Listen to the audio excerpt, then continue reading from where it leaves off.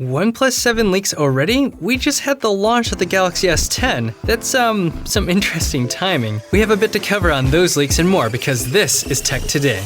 Hey friends, this is Brandon from This Is Tech Today, your source for honest tech reviews, the news, and my views, and you're watching This Is Tech This Week, a weekly show in addition to my other content where I go over tech news from this past week that personally interests me. If that's something you're interested in, make sure to share, subscribe, hit that bell icon to be notified of when I post a new video, or our president will make us all little apples. Into our country. We appreciate it very much, Tim Apple. Tim Apple. That's so funny, but even better is Tim Cook's subtweet. Way to go, Timmy. We'll all hit the bell icon in honor of you. Now, before we talk about OnePlus, we can't forget the rest of the tech news. Notorious Apple leaker Ming-Chi Kuo released information this past week stating that Apple will put into production their own version of augmented reality glasses as soon as the fourth quarter of this year. This means that we may see those long-rumored AR glasses in the not-too-distant future. Apparently, they would be considered an accessory that goes along with your iPhone, providing visual cues within your environment, and that would rely on the iPhone for actual computing and network tasks through what is being called ROS, or reality operating system, as if this isn't reality. The prophecy is true. This setup allows for the glasses to have a much lighter and comfortable feel compared to other options like the Oculus Go, and personally I hope it has a better battery life because of it. What do you think of the AR glasses from Apple? We've seen it in Google Glass and it hasn't succeeded in mass adoption, but has found a place in medical and manufacturing scenarios. I imagine Google Glass is just ahead of its time and Apple might just pull something that people will at least be more willing to accept. I mean, after all, we need another thing for people to flex since everyone has AirPods now. I mean, except for me. Trust me, I could get them if I wanted to. AirPods? Like those wireless Apple earpod things? Yes, and now I'm better than you.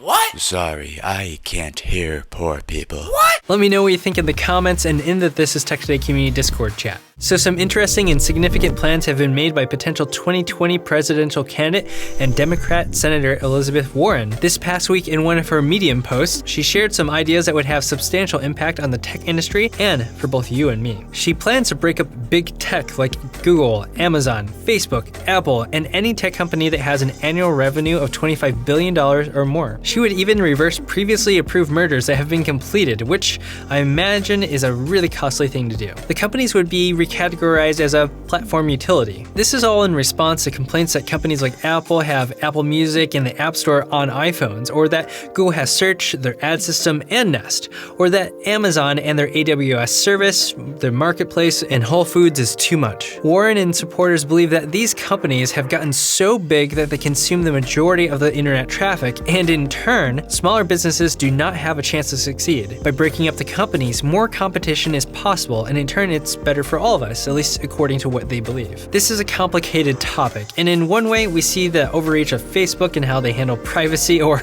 the lack thereof, but on the other hand, the data that Google has from search, advertiser information, and the innovations that come from Nest, they help you integrate all these great features into an ecosystem that we practically experience with smart home products like the Google Home. In a way, the combination of all these companies into one and their large scope and ability allows for a more convenient and powerful service that draws us further into those futuristic ideas many of us thought of while growing up was only possible in the movies. I have no idea which direction this should go, and in many ways I'm more inclined to say that they shouldn't be broken up, but maybe regulated?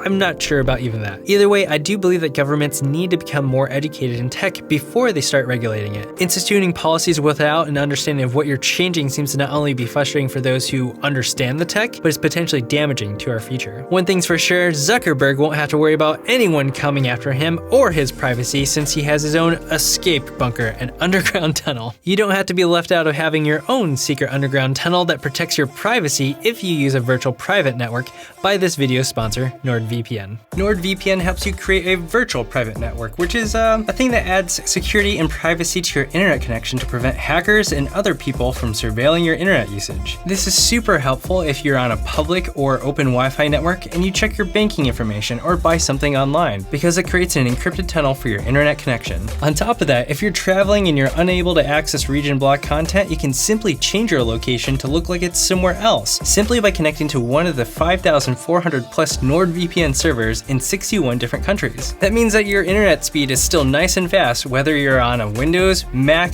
Android, iOS, and Linux. In our day and age, you absolutely need a VPN. I use NordVPN all the time, and it is the easiest VPN I've used. It's just one click to connect. You can start using it today for as little as $2.99 a month by clicking the link in the description or going to nordvpn.com/techtoday. Thank you so much, NordVPN, for supporting this community, and thank all of you who help support me by supporting our sponsors. It honestly helps me make these videos for you. Thank you. Now that the Galaxy S10 has come out and the leaks are over for it, we have another phone to look at for leaks, the OnePlus 7. OnLeaks recently put out some renders and specs for the phone, and it looks an awful lot like the OnePlus 6 and OnePlus 6T, with one exception, which I'll touch on in just a moment. The rumored specs for the OnePlus 7 show that it'll have the usual USB-C on the bottom with a bottom-firing speaker, which I just happen to cover all the time that I'm watching a movie or playing a game. And no, there's no wireless charging, which is just nuts at this point, and it's not a 5G device, which I'm okay with because 5G isn't really ready for another year or so. There's no reason we need to spend more for 5G right now. Supposedly the OnePlus 7 will have 6GB RAM and a sizable 4,150 mAh battery. For context, the Galaxy S10 has a 4,100 mAh battery, so we can confidently say that the OnePlus 7 is going to have a beast of a battery. The question is whether or not they stick to a 1080p panel or move up to QHD. That will determine whether this device will have the potential for reaching multi-day battery life or not, and obviously there are pros and cons to both. The rumored price in Indian rupees directly converted to the US dollar is about $500 to $571, and as usual the prices do not end up being a direct conversion, so do what you will with that information. Now let's talk about that camera. It has a pop-up camera. Now I'm not opposed to a pop-up camera per se. I think they're super neat and a super interesting way to avoid a notch or a hole punch design on the screen, but I'm disappointed. There are two reasons why I'm disappointed. The first being that the amazing face unlock that we've come to love and enjoy from previous OnePlus devices will likely move way slower now or not exist at all, and that's a huge loss for us if that's the case. And then the second one, we need some context. If you didn't know, the same company that owns OnePlus owns Vivo and Oppo. While OnePlus will say that they design all of their own phones, I think it's been clear over the past years that at least some of the inspiration and technology that we see in Vivo and Oppo devices have moved to the OnePlus line. That happened with the in-display fingerprint sensor. We've already seen the pop-up camera design in the Vivo Nex S, and it's coming to the Vivo V15 Pro and the Oppo F11 Pro. I mean, we can't deny that what we see in Vivo and Oppo phones trickle down to the OnePlus eventually. The issue with this is that the camera change is not the change that we should be getting. As a whole, the device seems like a simple spec bump, plus a massive and amazing battery life, which is nothing to sneeze at, and a camera that takes away from some of the functionality that we once had. This is a massive letdown and a huge missed opportunity for OnePlus to completely change the game in America. Let me explain. You see, not a ton of amazing innovation has been happening with cameras lately in terms of hardware. The Pixel phones still have some of the best photos out there, and not much has changed with the hardware, which is different than software. Night sight is insane. Samsung hasn't done much other than adding another lens, and it looks like Apple's doing the same.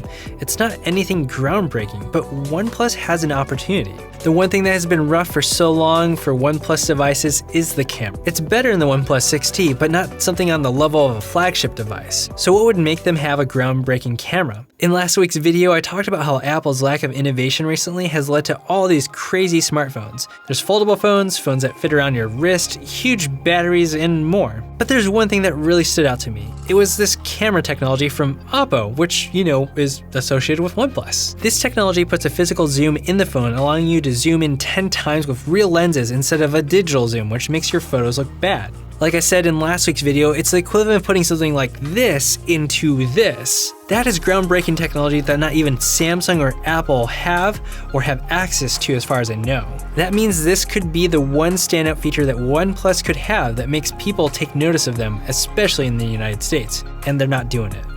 OnePlus, I see what you're doing. There's a lot of great things you've done so far, especially with the OnePlus 6T, but for the OnePlus 7, please, not this. That's it. Make sure to check out some of my videos from this past week, like how Samsung seems to be self-sabotaging the Galaxy Fold, or my top 15 personal favorite tips for the brand new Galaxy S10 and probably even your current Android phone. Make sure to share, subscribe, hit that bell icon if you haven't already. Thank you for watching This Is Tech Today. You just watched This Is Tech This Week. Until next time. Oh, and hey, have a great day.